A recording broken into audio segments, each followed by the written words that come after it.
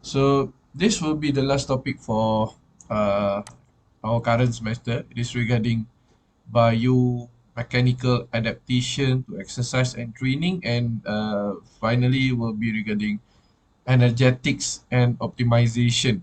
Okay, yang ini kita tengok adaptation. So for this part, adaptation part ni, this part is actually quite similar with adaptation to training. Contoh dalam subjek, I think if I'm not mistaken, this will be from physical training classes. Okay, your physiology classes. Apa lagi yang ada melibatkan latihan, your coaching classes, all those classes had already teach you or um, talk about adaptation. Jadi hari ni benda ni sama je. This is just quite like a recap. And finally, we are going to talk about energetics and optimization. It is a part of biomechanics which talks regarding how we change the food that we eat into energy and how we spend the energy. Itu adalah pengakhiran untuk biomechanics. Okay, so before we go further, this is just a reminder, your group assignment need to be submitted by 17, which is next week. Jangan lupa buat assignment itu. And as for your final assessment, it will be conducted as what I have mentioned in the group lah. Kita akan buat benda tu dekat minggu final assessment, minggu exam, and it will be conducted via U Future. Okay, jadi yang ini bukan lagi under my control. This is actually being controlled by UITM Shah Alam. So I don't have any means to what we call it, to change or to alter the date of the examination. So you need to follow, you need to obey. If it said it is from 8 to 10 and then it is going to be open from 8 to 10, that's all.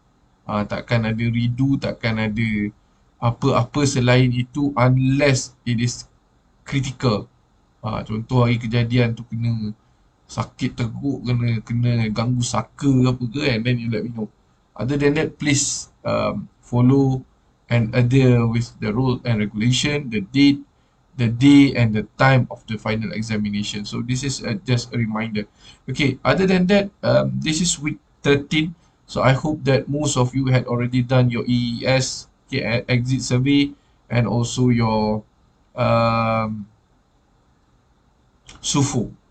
Okay, dua-dua tu kamu dah buat. Okay, so now let's go to our final chapter, biomechanical adaptation to exercise and training, the first part.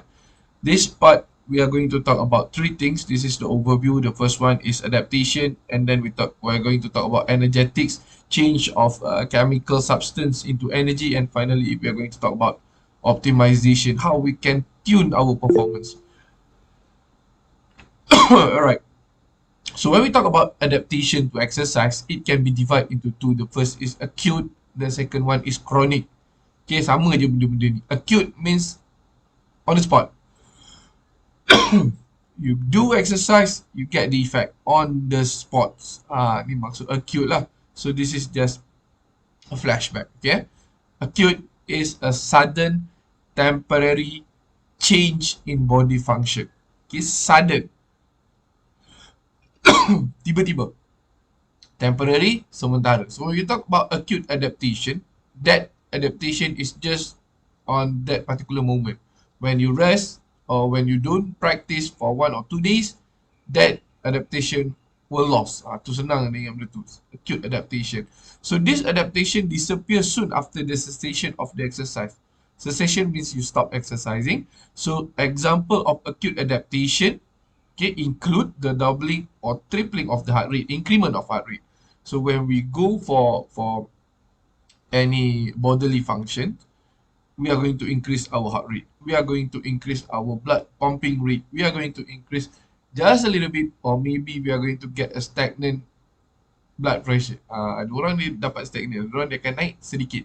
We are going to increase the breathing rate. All of this increment is due to the fact that our muscles need energy, and in order to build up or in order to make an energy, we need oxygen to do so. So in order for our body to supply more oxygen to the working muscles, we need to increase our respiration rate. We need to increase our breathing rate. We need to increase the blood flow so that more oxygen can be transferred efficiently.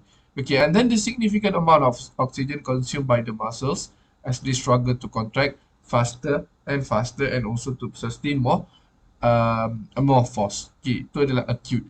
And then the second type of adaptation, it is known as chronic adaptation. Chronic long term, acute short term. Okay, apa-apa yang kamu terfikir acute, increase body temperature, acute adaptation. Tapi chronic adaptation is long term. And most of the time when we talk about chronic adaptation, it is permanent. Permanent.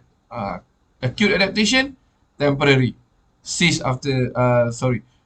Dissipate after cessation of exercise. But chronic adaptation, it will stay. Okay, it will stay, it will build up.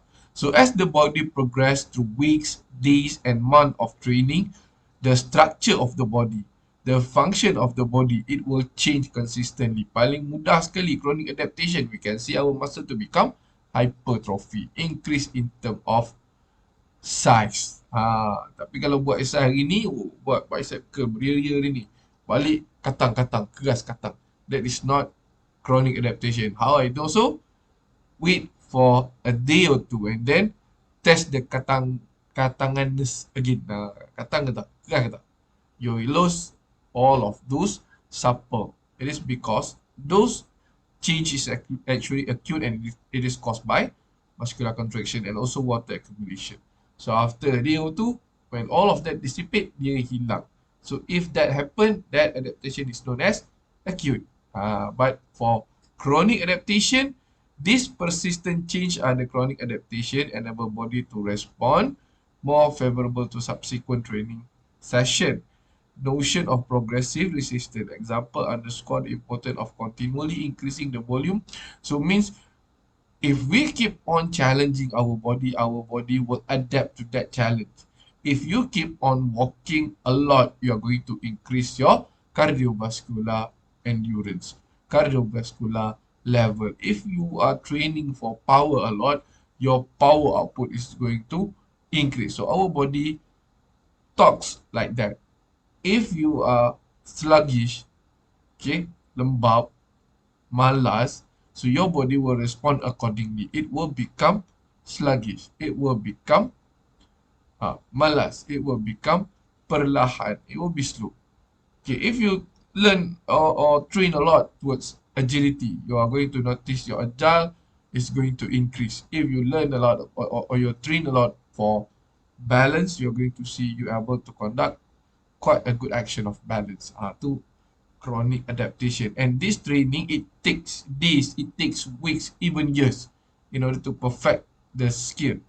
Hari ni training speed, besok boleh lari 10 saat. No, it cannot be like that.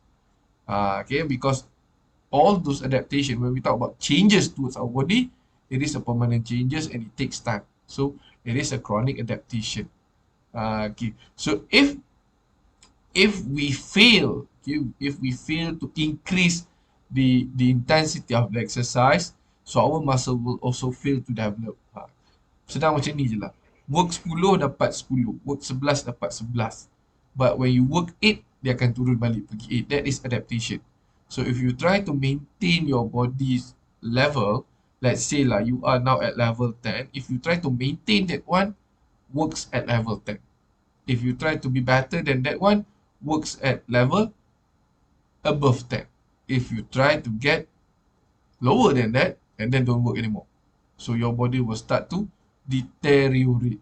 Okay, although the adaptation is quite permanent, but it can deteriorate. Mungkin dulu tak buat apa-apa, kita level 5. But now we are level 10 and we stop exercising. It is not going to be level 5. Dia akan duduk lah level 6. The level is going to increase, but without maintenance, it will start to fall a lot. Okay, to chronic adaptation. Okay, so these are some of the adaptation that we may have. We are going to have adaptation to our lung, a better efficient gas changes. We are going to have adaptation to our heart, a better pumping action. We are going to have an adaptation to our muscles, hypertrophy, become more flexible. We are going to have an adaptation to our bones. Your bones is going to increase in terms of circumference. Dia makin keras, makin keras, makin keras, makin padu. It become dense and dense with a lot of weight bearing training. Okay, so this one is going to talk about effect of physical activity towards bone, whether we are going to have osteopenia or we are going to have hypertrophy. Okay, so if we don't use our bone, means if our bones does not have ample weight bearing, okay, apa yang kamu akan dapat, you are going to get osteopenia, bone loss. You are not going to lose part of the bone, but the bone density is going to lessen up. It is going to be much brittle. It can break easily, such as people that have osteoporosis. Kenapa dia jadi macam tu? Because now osteoblast does not work on the bone, but osteoclast keep on punching up the bone. So the bone tak dibuat baru, tapi proses pemecahan masih lagi berlaku. So when they are not in balance between osteoblast and osteoclast, if osteoblast is more than osteoclast, we are going to get a bone remodel or modeling. Okay, but if osteoblast is lesser than osteoclast, osteoclast lagi banyak kerja dia, we are going to get osteopenia, bone density loss. Okay, genetically determined baseline mass for normal function. So certain level of physical activity give effect towards bone health.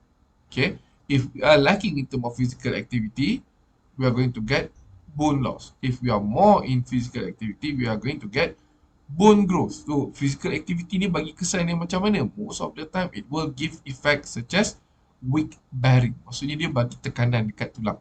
Dia bagi bebanan dekat tulang. So all those tekanan and bebanan make the tulang change in term of structure. Contoh hari ni, tulang kita boleh tahan beban 1 kilo. Kita pun buat exercise 1,5 kilo. So to overcome, to ensure that a future training can be done correctly, our bone is going to get remodeled. Okay, dia akan buat balik bone kita tu so that we can sustain 1,5 kilo. And besok kita naikkan 2 kilo. So our osteoblast and osteoclast will work with one another into making the bone, remodel the bone in order to sustain 2 kilo and further. Tapi kalau kita bantai exercise kat dalam vacuum, you are going to lose bone density. Same as astronaut. Okay, orang yang duduk dekat angkasa where the weight is less. So the bone density is going to reduce simply because there are not much force being subjected to the bone itself. So kita akan kehilangan bone density. Okay. Right. And then we have physical activity effect towards muscles, tendon, unit. First, we are going to get a lot of flexibility. Ability to move a joint through complete range of motion. Okay, but there are also some problems. Okay, and this problem is most of the time is actually a disease, laxity, degree of abnormal motion of a given joint. Okay, but for some people which have quite a good laxity problem, they can bend and they are not going to prone they are not prone to injury simply because their body is hypermobility. They can go hyperflex. Okay, example dia macam ni. Jap.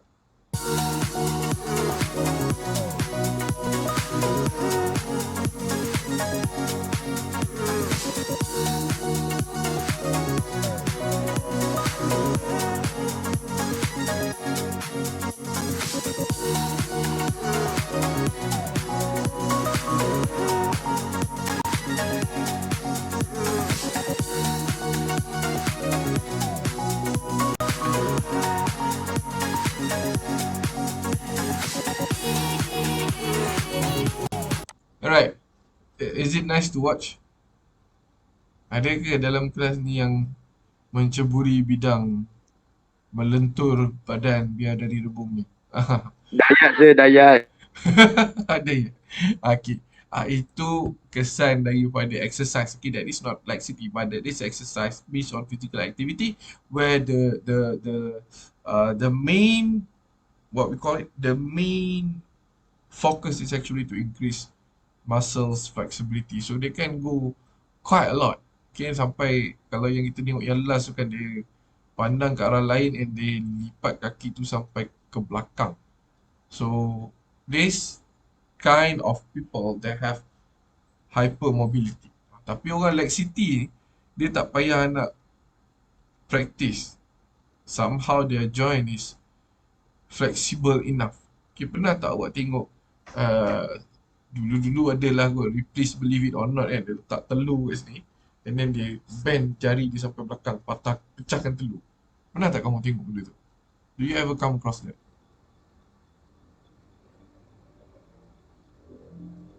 Tengok jari dia, tengok jari dia. Ni laxity.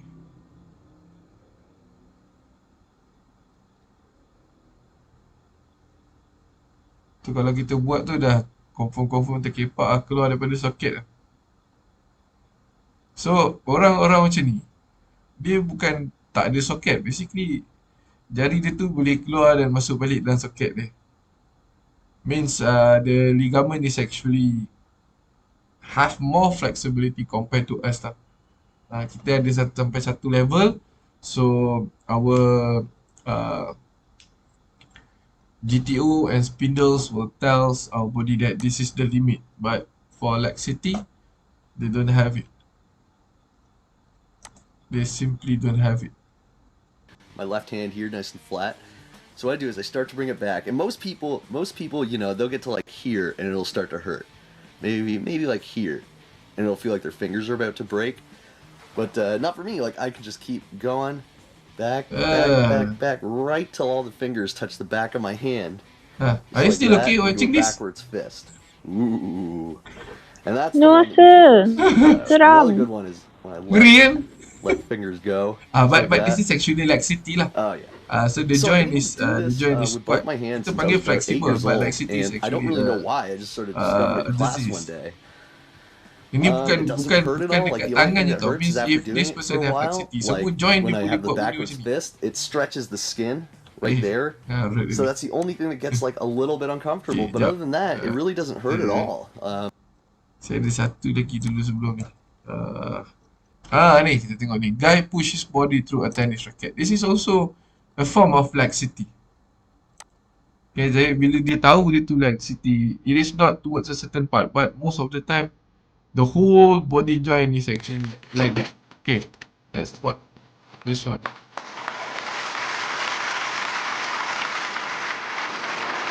Kan kita nampak dia tak selesa, tapi pada dia, it's just normal feeling. There are no pain at all.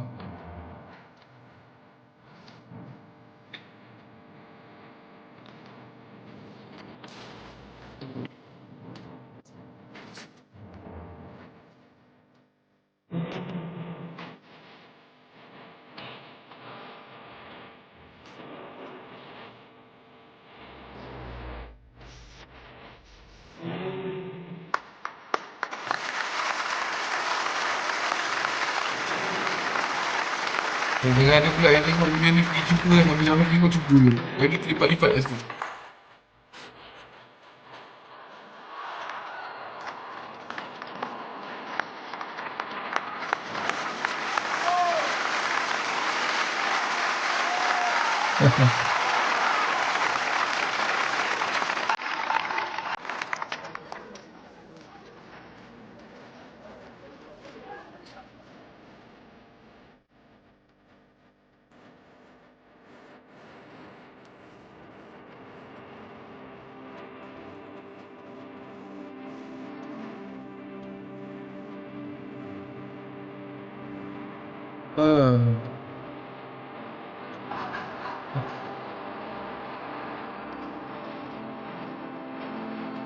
Tengok shoulder blade dia boleh gerak. Dia punya shoulder blade maintain setempat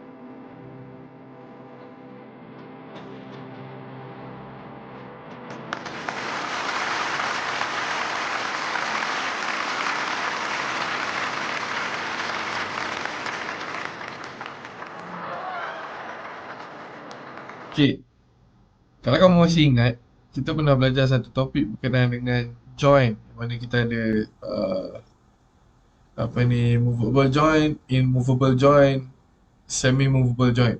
Okay, apa tu? Synarthrosis, diarthrosis, amphiarthrosis joint. So there are certain joint like our skull, and kita ada sutures which is synarthrosis, tak bergerak, and it is actually a hard tenderness. Dengar orang-orang yang laxity ni, segala benda yang hard tender tu, synarthrosis ke, amphiarthrosis ke, diarthrosis joint ke, it is actually supple, dia flexible. Contoh macam kita punya rib cage kan, our rib cage is static in it being attached, the cage and the sternum being attached by diarthrosis. Orang macam ni, instead of dia being attached, it can actually move. Jadi dia ada ruang. It can bend. Okay, those joint can bend. Tulang dia tak boleh bend. Joint dia yang flexible teruk, yang mengalami laxity tu. Kita tengok dia lepaskan raket. Okay.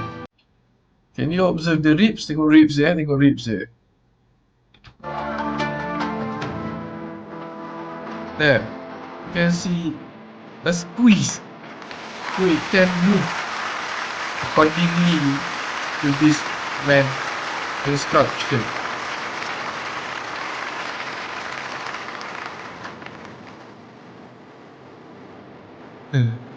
Right.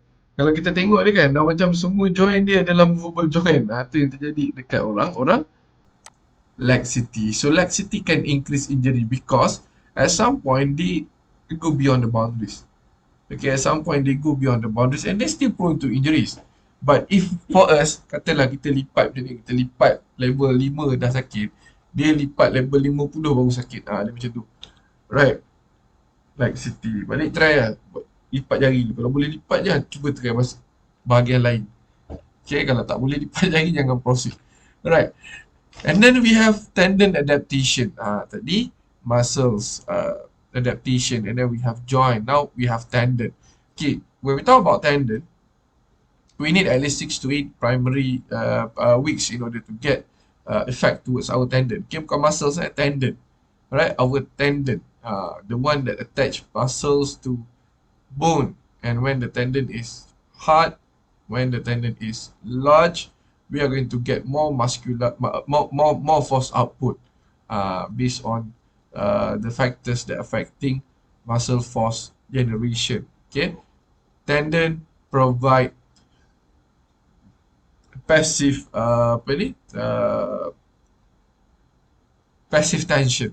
Jadi in order for us to get a total tension, we need to include both active, which is our muscles, and passive, which is our tendon. Jadi kalau tendon kita tak besar-besar, the power output is going to be less. So how we want to increase our tendon size? 6 to 8 strength practice. Okay, and if we go with 9 week plus, we are going to get increment in terms of size and volume.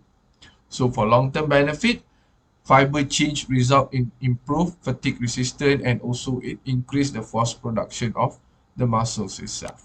Alright. Okay, so tendon adaptation is much slower than muscles because in order for us to get tendon adaptation, we need to increase collagen synthesis dulu. Okay, that is the reason lah untuk kita tahu why it takes just slightly more weeks compared to getting a muscles hypertrophy. Alright. Okay, ini apa lagi kita ada? We have training influence both contractile properties. Here, topik ni, satu page ni, it talks about neuromuscular adaptation. Okay, it talks about neuromuscular adaptation. Means with an ample practice, we also going to get a change towards our impulse system. Our impulse is going to be better. We are going to recruit more motor units so that more force can be produced. Ni contoh-contoh dia lah.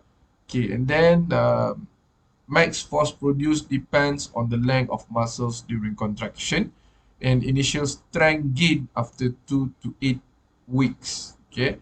And when we go to 10 week plus, kita akan dapat hypertrophic. Okay. If you see adaptation towards muscles and adaptation towards tendons, the initial adaptation is actually to the neural pathway. Okay. Sini dia sebut neural. Dekat tendon tadi, dia sebut neuromuscular. Means that we need 2 to 8 weeks in order to increase both our muscles, neuromuscular system and also tendon. So muscles is going to get it first and then tendon. So apa akan dapat bila neural ni lagi baik? Increment of motor unit. And then you're going to get hypertrophy. Okay. Itu antara beberapa adaptation.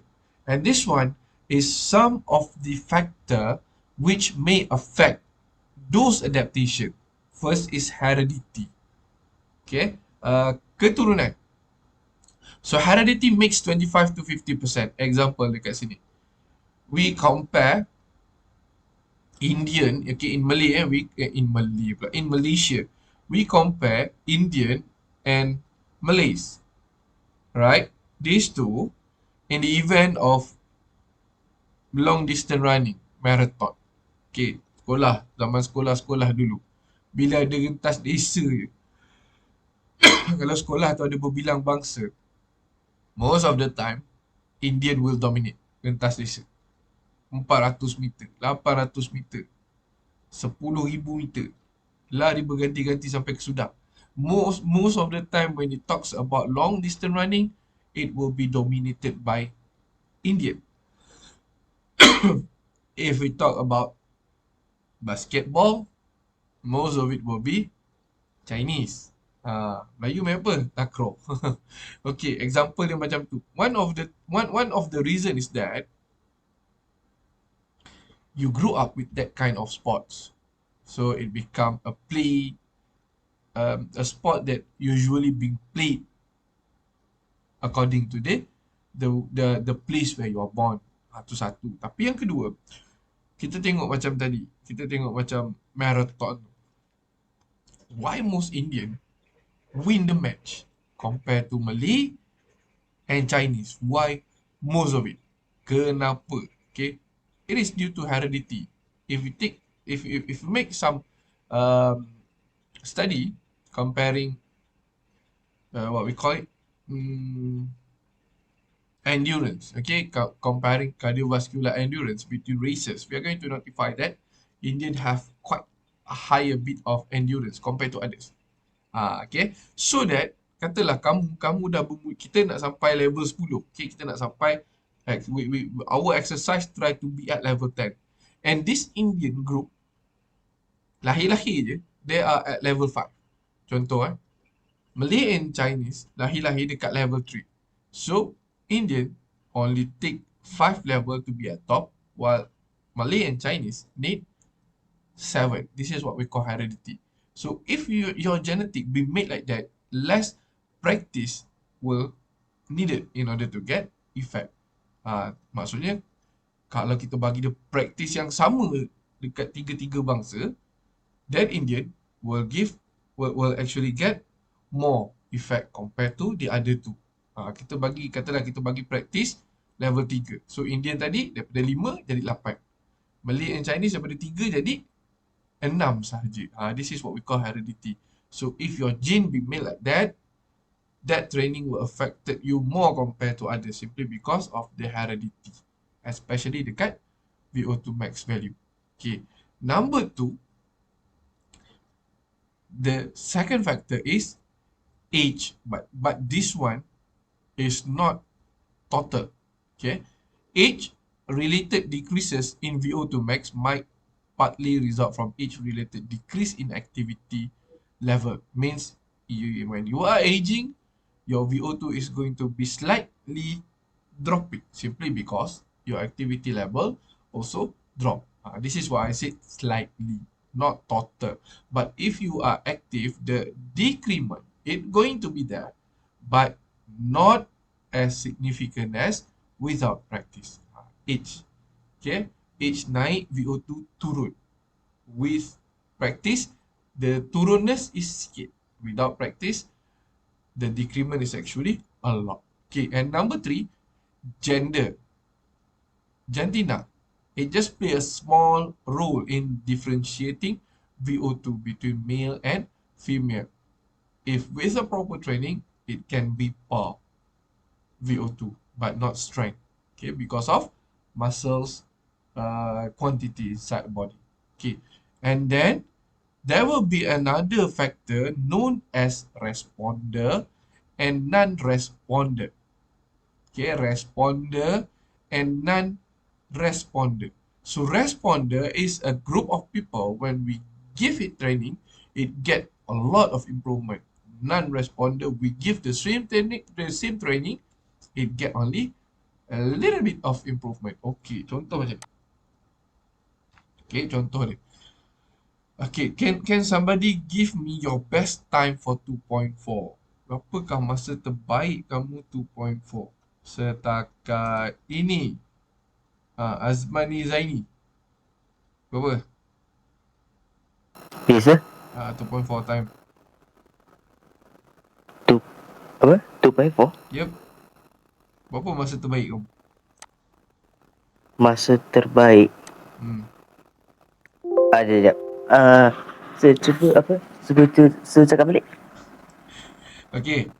Okay. Berapakah masa terbaik yang pernah kamu buat untuk 2.4 test? Masa paling terbaik ya. Takkan tak pernah 2.4. buat boh. Kejap. Sebenarnya saya tak tahu siapa benda 2.4 test tu. Ke atau saya lupa. Okay, anybody else yang pernah buat benda ni? Sorry sir. Takkan tak pernah buat masa sport science.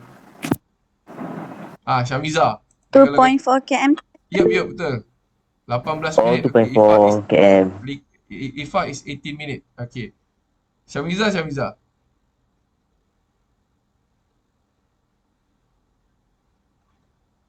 Mana Syamiza dah hilang?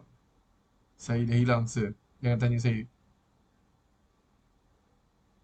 Okay, Shazlin. What is your 2.4 time? Shazlin. Korang ada ke on kelas ni lepas tu menghilangkan diri ni? 15. Ada sir, saya sentiasa ada. Okay, Imran berapa Imran? Oh, berat sir, berat. Tak apa, berapa? 18. 18, okay. Alright. So kita ada 3-4 contoh. Kat sini ada satu tadi dia apa? Efah 18. So we have 18, we have 15. Alright. Katalah. Your best time is 18. Lepas tu, saya pun bagi arahan. Alright, we are going to do a 2.4 km test today. And I need everybody to finish up the test under 20 minutes. Senang ke susah? Pada kamu? Senang ke susah nak habiskan dia dalam masa 20 minit? Because your best time is 18. Is it hard or is it difficult or is it easy? Senang. Okay. If I change that one, since IFA 15 kan, saya pun tukar. Alright. We need to conduct the test 2.4 and everybody that fail this test is going to fail the paper and you need to run under 12 minutes. Now, senang ke susah? 12 minit. 12. Senang? Oh, susah? Susah, sir. Okay. So, our body, when we try to get adaptation, kita ada satu term. The term known is stressor. S-T-R-E-S-S-O-R. Okay? Stressor. When we give stressor, to our body, it will make the body change. Means it will make the body adapt. Stressor ni macam satu cabaran. So if let's say we try to have a cardiovascular increment, we need to give a stressor in term of cardiovascular activity. So stressor dia macam mana? Macam tadi. If your best time is 15 and the requirement is actually 16, so your body is not going to get any stress. Simply because it is just much simple than your body can do. Tapi, if your body best as 15 and we try to get 12, so you know that in order to get 12, we need to hustle up. We need to be stressed. We need to push. Okay. When you do all of that, you are going to get effect. Jadi, for responder here, the term responder here is for the people that the activity give stress to them. Selalu katalah angkat barbell kan. You always train and you can actually lift up barbell 100 kilo. Okay, 100 kilo. Now, saya bagi semua orang angkat 100 kilo. So, half of you dah biasa angkat 200 kilo. Half of you selalu angkat 50 kilo saja. Jadi, for those yang angkat 200 kilo, when the task is actually 100 kilo, you are non-responder. You are not going to get improvement towards the performance based on today practice. Or the improvement is just a little. But for those yang selalu angkat 50 kilo, now the practice is 100 kilo. Means your body is going to undergo a lot of stress. Your body is going to adapt. And that means you are responder. Based on the same practice, this group get more effect. Dia dapat increment in term of muscle. Budak yang 200 tak dapat lah because now the training is less than usual. Dia dapat tu angkat 250 kilo, not 100. Orang yang 50 kilo tadi, bolehlah 100. Itu maksud responder and non-responder. If the exercise is ample in terms of intensity to inflict any effect, you are going to get response. But if the exercise is not going to give anything, since it is less than actual level of you, you are going to be non-responder. And this, based on the fourth point here, this is the reason why most of the time training program is actually specialized and individual. We cannot pukul rata everybody get the same practice. Okay.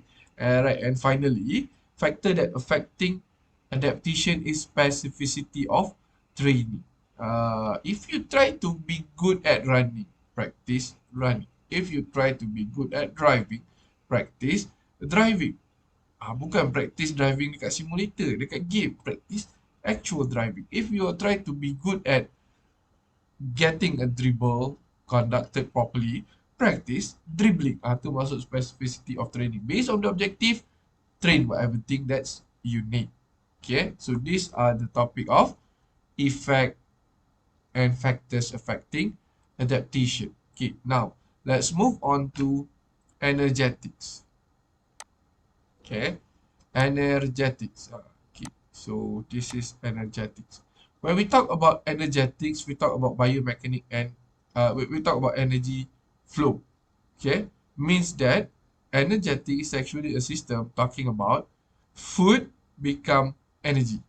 Okay, food is eaten, it become part of the system supply of chemical energy, and as a chemical energy used by the body, it is transferred into environment as work. Okay, so food being transformed into ATP. Food being transformed towards the Krebs cycle and whatsoever. Ini maksud biomechanics and energetics. Food undergo glycolysis. Okay, semua tu terjadi dalam badan so that we are going to get energy. Example, this piece of burger will give you RM100. Okay, this piece of burger will give you RM100 in term of energy. Kita assume tu. Dia bagi 100 ATP. 1 ATP RM1 lah. Kita sedang bercerita tentang currency. Okay, energetics here is currency of energy. Okay. So, The definition of energetics, it is a branch of mechanics, physics, that deals primarily with energy and its transformation. So I'm not going in depth here. If we go in depth, we need to talk again about glycolysis. Okay, both oxygenated and deoxygenated glycolysis.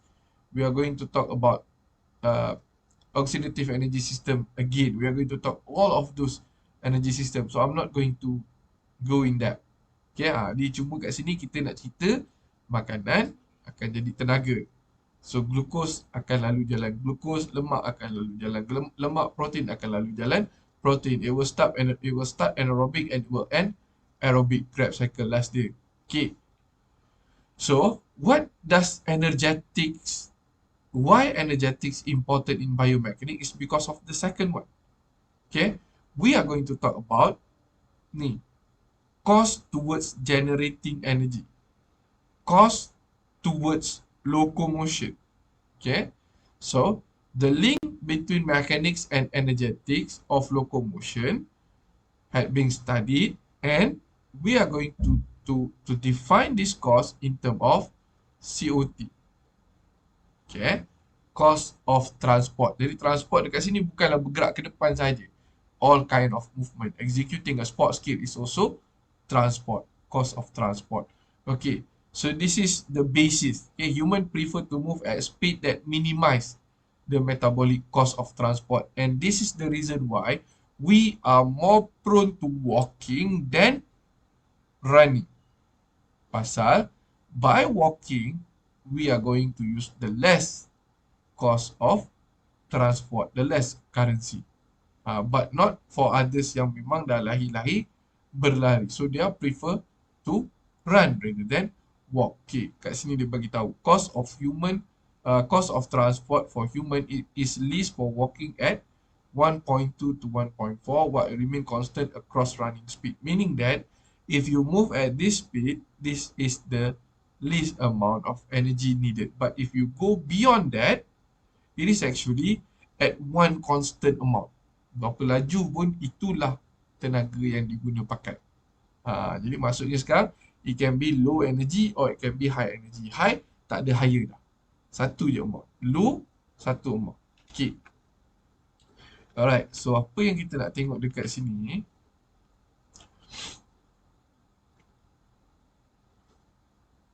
Okay. Apa yang kita nak tengok dekat dalam biomechanics and cost of transport is actually the way for us to reduce cost of transport. Yang itu kita panggil sebagai optimization. Yang lain ni kita takkan sentuh secara mendalam lah. Okay, cuma kamu kena tahu in biomechanics, mechanics is the movement, bio is the energy. Okay, is the one that propose the movement. So by combining these two, we can alter our energy consumption, same as kereta. Contoh kan, dulu kereta, katalah kita ambil kereta yang sama dulu dan sekarang. Apa kita ada? Okay, kita ambil kereta kegemaran ramai, MyV. Alright, MyV dulu, MyV sekarang. Is there any difference between these two? Selain daripada rupa. Ada tak apa perbezaan antara dua-dua ini? Yang paling ketara kamu tengok. Who drive MyV? Tiba-tiba semua orang tak bawa kereta. Ada tak bawa kereta. Anybody driving a MyV? MyV baru mahal. MyV lama berapa harga dia dulu? Bukan lebih kurang ke? I think the latest one is going to be 50 something kan. MyV dulu-dulu harga macam tu kan. Okay. Tapi kalau kamu ketuk MyV dulu, ketuk kepala dia dengan MyV sekarang, you're going to notice first difference. Materials. Okay, materials. And when the materials is different, the curb weight, berat kereta, is going to be different. Itu satu, materials. Engine dia, the building block of the engine is different. Dulu cast iron, sekarang dah pakai alloy. Much lighter. Okay, tak termasuk lagi sport rim dulu, sport rim sekarang. So at the end of the day, MyV dulu keras, okay, stable. MyV sekarang lembut but stable. Okay, so these two play a major role in determining how much fuel it needed in order to move. So let's say the previous version of Myvi can travel 100 kilometer, let's say with 12, 12 liter, something like that. Okay, 1 liter, 12 liter. So Myvi sekarang to travel 100 kilometer, it takes only 10 liter. The difference of 2 liter per 100 kilometer. Ini yang kita panggil sebagai energetic and optimization. So energetic is how much it being used in order to move. Optimization, what can be done in order to reduce the energy consumption. So now we can save 2 liter every 100 kilometer. Although the numbers is not big, but it show that changes have been made. Okay. Dulu kereta pakai besi, kalau melanggar kemik tak ada. Tapi orang dekat dalam bergegar segala tulang-tulang yang ada. Compare dengan sekarang, walaupun you accident at 180 km per hour, most of the time you are going to get just a bit of injury. All of the others force being absorbed by the car itself. Resulting, kereta dulu lepas accident, paling-paling common, lampu pecah. Kereta sekarang lepas accident, paling-paling common, tak ada apa lagi dah yang tinggal. Semua hancur. But if we compare the person sitting in that, it is much safer nowadays compared to before. That is optimization. Okay, optimization and the amount of energy being absorbed by your mechanic and energetics and optimization. So kita cerita kat topik ni benda macam tu. We are not going to talk about how much. That is not our main gist. Okay, the main gist is optimization and energetics. Alright, so let's move on. Okay, ni contoh COT lah. We're not going to go in depth here. Okay, optimization process. Optimization can be defined as an act, a process, a method of making something. Sama ada design dia, sistem dia, or keputusan dia to be as perfect as possible. Okay, why we need to do optimization? Simple, to reduce COT. Okay, kenapa kita kena buat optimization? It's just to reduce cost of transport. So the less COT being used by an athlete, the more energy efficient the athletes can, the more energy efficient that athlete will be. Okay, kenapa kita cakap macam tu? Alright. Okay, kita balik kepada kereta. Satu ketika dulu saya ada terbaca satu artikel yang menyatakan berkenaan dengan Beza. Okay, those Grab car. Sekali isi minyak, kamu boleh terlupa dah macam mana nak masuk pump station balik. Bunyi dia macam tu lah. Because it use least amount of fuel for sedan. If we compare dengan Proton Saga. Much steady, stable and very comfy to drive. Tapi air minyak dia tu, kalau kita comparekan dengan air mineral tu lagi pekat. Maksudnya dia sangat cair dan sangat laju. I drive those two. Okay, I have driven those two. Memang boleh rasa beza penggunaan minyak. Okay, so if we go to optimization, we try to be energy efficient macam Beza. So katalah kita isi dua kereta ni dengan RM50. Kita nak pergi satu tempat Seremban, nak pergi Shah Alam. Okay, RM50. We take 50, put on both car and drive. So when you reach Shah Alam, RM50 dalam Proton Saga tu mungkin balance ada dalam 15 ke 20. But in Beza, mungkin balance dia dalam RM30. So what is the difference? We go the same way. But now it makes difference. With that extra amount of fuel, what can be done? Satu, we can go further. Okay. Dua, we can go faster. Jadi tadi mungkin jalan dua-dua 100 km sejam. Pasal kalau kata kita naik Proton bawa 160 sampai Shah Alam minyak habis.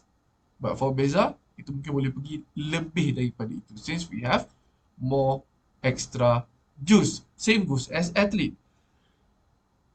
Okay, example dia macam ni. Kita ada dua orang pelari 100 meter, sprinter. Okay, to to conduct 100 meter sprinting, we need at least RM90. Okay, kita ada energy RM100. We need at least RM90 as cost of transport. Jadi ada lebih sekarang RM10. Athlete A is a novice athlete. Athlete B is an expert. So due to the fact that he is expert, he need less than RM90. He need RM70. So dia ada balance 30. Athlete novice 90. Balance 10. There are two different balance. Now, what can be used with the excess? Athlete novice, they need to use those RM10 to push on during sprint start. So, habis RM100 dia. Dia boleh lari pada kelajuan dia. But for the expert, to conduct sprint start, they need RM5. Ada excess lagi 25, which can be invested at speeding up. And that is the reason why expert laju, because it has more currency to be spent in order to execute the same skill. And that can only be happened by optimization. Means we need to do an action or a process, refine the technique so that less cost of transport. Jadi cost of transport excess can be used to further increase the performance. Itu optimization and energetics. Okay, so this is some others. Understanding movement pattern. When we try to do optimization, we need to understand pattern. Okay, contoh kita main kuda. Kita main kuda. Okay, lomba kuda. How can you optimize performance of lomba kuda? Okay, macam mana? Guys, how can we optimize? How can we make the horse ride faster? Anybody? What can we do? Kita nak lajukan kuda.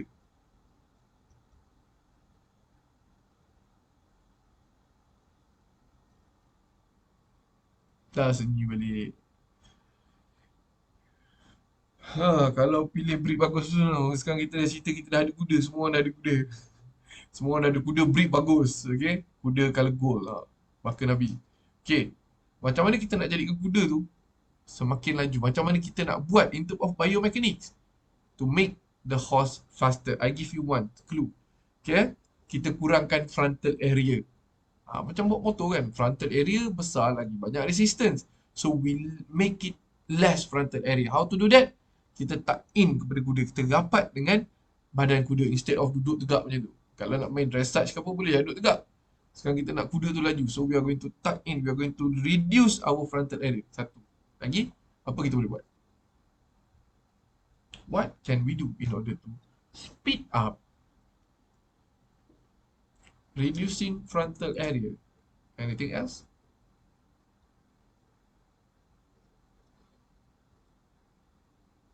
Tak ada lah. We reduce our COG. Rendahkan badan kita kepada kuda. Okay. Kuda susah sangat. Okay. Kita ambil motor. Macam mana kita nak lajukan motor? Cucuk angin je, cucuk angin. Okay, ingat tu. Cucuk angin. We reduce frontal area.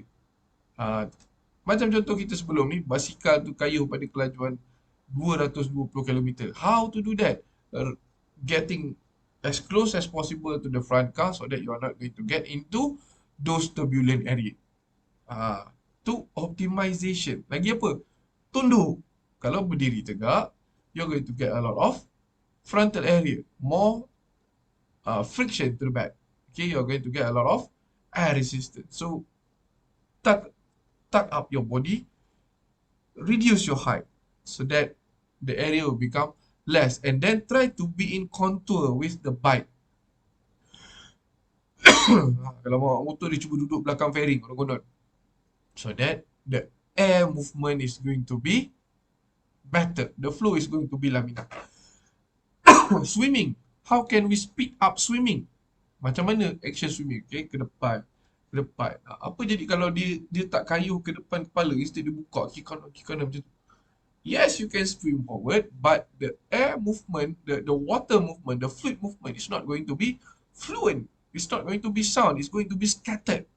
And by doing so, you are going to lose a lot of energy just to pull yourself forward. rather than gliding. So the keywords here, we try to glide in the water. Means less resistance. So by understanding the movement pattern of the skill itself, it gives you an idea on how to become proficient. Macam mana kita nak pukul bola golf so that it will travel further. So you need to know the action of the golf first. Macam mana tangan dia ready, macam mana tangan dia turun, macam mana dia hail, macam mana dia contact. Where it should contact, face kat depan, bola kat tengah ke kat depan ke kat belakang ke, face terbuka, face tertutup. By making some modification to the technique, you are going to get a good and better outcome simply by executing a good momentum technique. Macam mana kita nak execute good momentum? We need to know the movement pattern. Okay, and then we need to understand the equation of motion. We need to know about the impulse momentum. Kenapa bola ni perlahan dah? Kau bagi impulse perlahan, macam mana nak lajukan impulse? Give more force during the swing. How to do so? Increase the range of motion. Tu maksud dia. Okay, and then you need to understand an economy and efficient during motion based on kinematics and kinetics data. Means we need to do some optimization.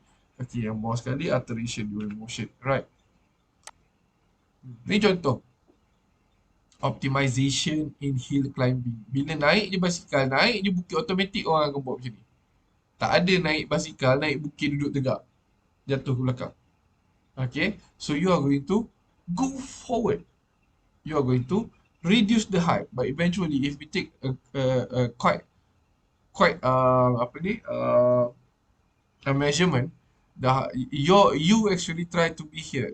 The height of the system between these two is actually quite similar. So that COG kamu masih lagi tempat yang sama. You are not going to fall down. Ni maksud optimization. How to make the skill even better. Okay, kalau kita tengok sini position A, you are sitting upright on the saddle, but position B, you are moving forward so that you can have more pedaling force downwards rather than here. Okay, kalau kita duduk macam ini, pedaling force kamu macam ni. Sengit. Kita nak pedaling force tegak so that more force can be transferred from the bike to the road. Okay. Ni maksud optimization. The change that need to be made in order to make the skill become easier and better. Okay. Ni contoh dia lah, cycling uphill. Alright. Ni dia bagi tahu apa yang terjadi tadi. Unlike level ground cycling, where wind resistance is a measure of uphill cycling, dia ada lagi satu benda dia kena oppose the gravity. So posture during uphill cycling differ compared to level terrain, as aerodynamics no longer play a crucial role as the main opposing force, but the gravity is. So in windless condition with a slope that is 7.5% or steeper, it is more economical to adopt an upright posture rather than normal posture. Ni upright posture. Okay, normal duduk betul-betul lah. Jadi kalau normal, badan kita dia lebih kurang kat sini. Okay, so COG kita makin lama makin ke belakang, ke belakang, ke belakang. And when it falls out of your body area, you're going to fall down. Okay, so the inclination of the terrain forces cyclists to adjust their posture to maintain a stable position and increase output. And to accomplish this, cyclists usually shift forward on the saddle and flex the trunk, leaning forward. Seated uphill cycling does not appear to be a factor which influence efficiency, pedal force, and joint dynamics, while the neuromuscular patterns are altered. But if you change your neuromuscular patterns, you don't need to do upright posture, just normal posture. Maksudnya apa?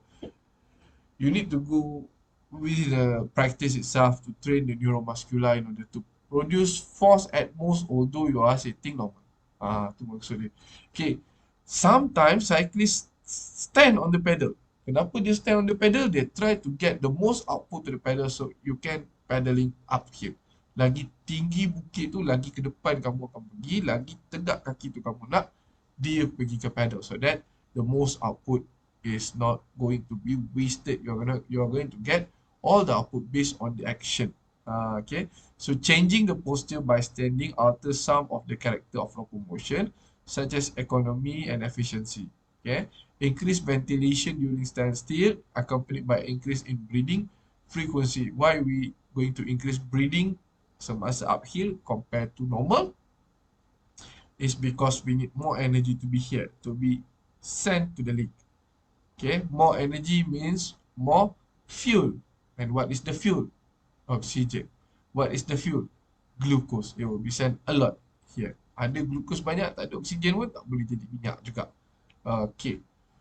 Alright. So that optimization. Jadi kamu kena tengok, for example kita ambil macam ni. Kita ambil uh, okay, we take netball free throw. Okay, about free throw. Apa optimization yang kita boleh buat? We can have a bit of bend dekat lutut and dekat ankle. We can have a spring action. We can have a flicking of the wrist in order to make the shot easier. Itu optimization. Rather than berdiri tegak and then try to push by using your hand. More energy needed at the hand compared to the first technique. Okay, itu adalah optimization. That is the concept of force submission. Sum up all the force from the bottom up. Okay, these are some causes which make our movement become inefficient. Satu, co-contraction.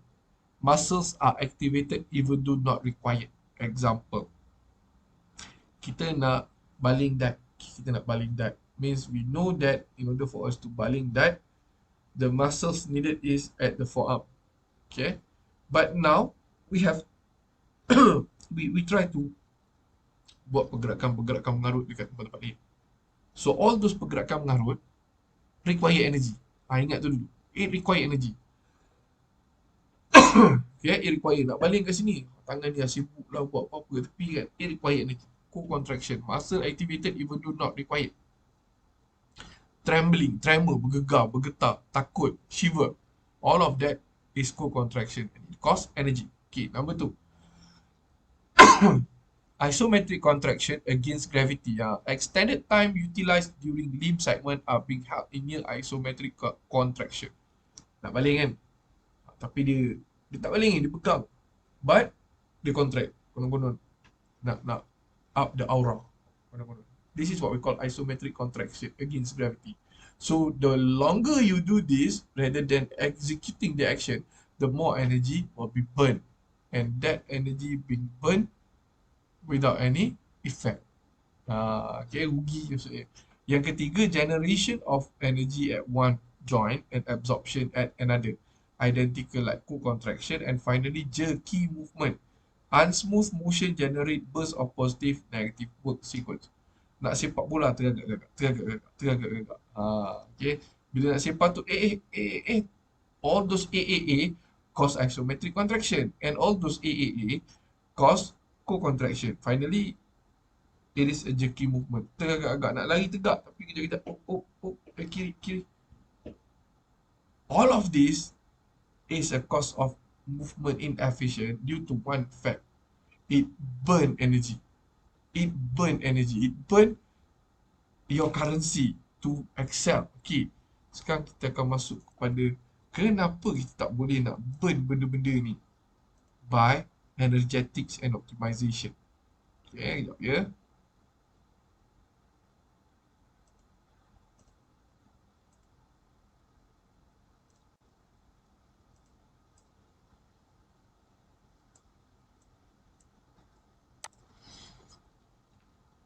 Okay. Alright. Ni gambar rajah terakhir. This is energetics. Okay, this is a process of energetics from energy production up until working environment. Okay. So sekarang saya nak kamu tengok sini dan saya akan bagi contoh kenapa benda-benda tadi tu menyebabkan kamu jadi tak power. Okay. Right. If we take a look here, okay,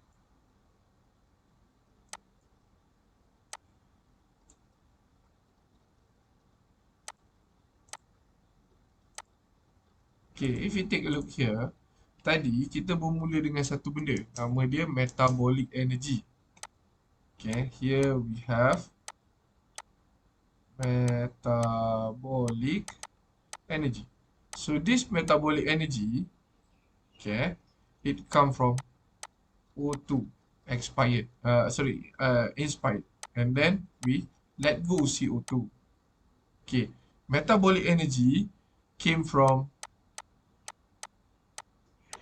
glycolysis, came from apa tu, aerobic energy. Okay, katalah dekat sini we ate during breakfast and it gives you energy. Let's say it give you RM100. These are the energy you have early in the morning. Okay. And then along the way, before we go to the last one, which is work. Okay, katalah work kat sini kita nak, betul lah. Kita nak buat 100 meter sprint. And in order to do that, we need RM80. We need RM80. Okay.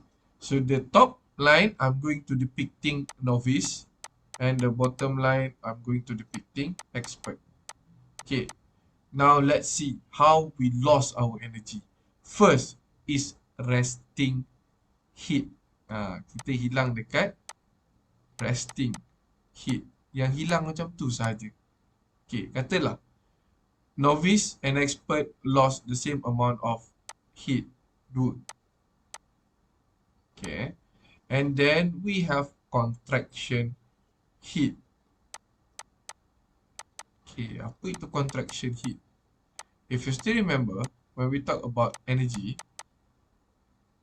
okay, kita ada constant equals to PE plus KE plus TE, thermal energy.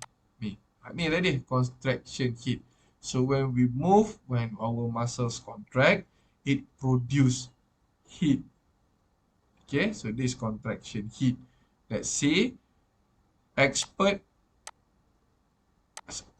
Muhammad ni hilang 5, expert hilang 2 because expert tend to control their movement, so less contraction heat loss. Okay, and then they go to mechanical energy. Okay, katalah dia nak buat ni kan. Okay, so we have mechanical energy. Mechanical energy, this one. Okay, so to conduct this action, they need to use 80. This also need to use 80. Okay, sampai sini dah berapa? Kita dah ada 87 here, 84 here. Alright, now we have isometric energy loss. So let's say novice loss 10, expert loss 5. So we have 89 here, we have 97 here. Okay, and we have also other, like we call it as inefficient. Since this one is expert, inefficient dia mungkin 2. So total 9, 1. Ni inefficient dia mungkin 5. Total 102. Dah tak cukup dah kan? Ada 100 je. Jadi kat mana dia nak ambil lagi 2? Dia akan potong yang ini. So it become 78. This is how our body use energy. So at the end of the day, bila kita buat work, novice tak ada balance dah. Expert, they have balance of 9. And this 9 can be invested towards speeding. Pasal dia tadi 100 meter speed kan? Speeding up. Yang ni tak ada.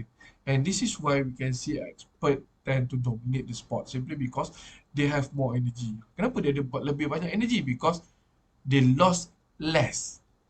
They do all those dumb work less.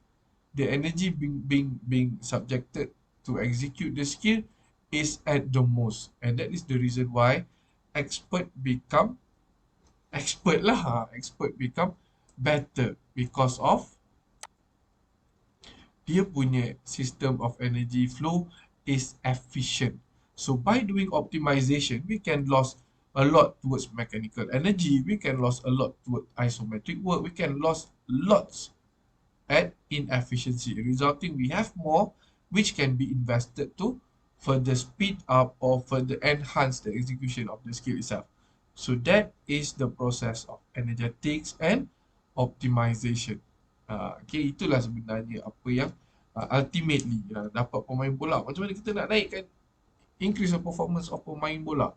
We change how they run up, we change how they step in order for make them become faster and more accurate. So less trial is needed. Alright, so that's all for our topic in SPS 501. Ada soalan apa-apa? Any question from the floor?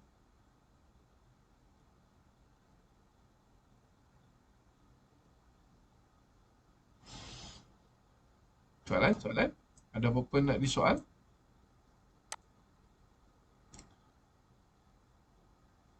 Tak ada. Okay, right. So if you don't have any question, this will serve as the end of our class.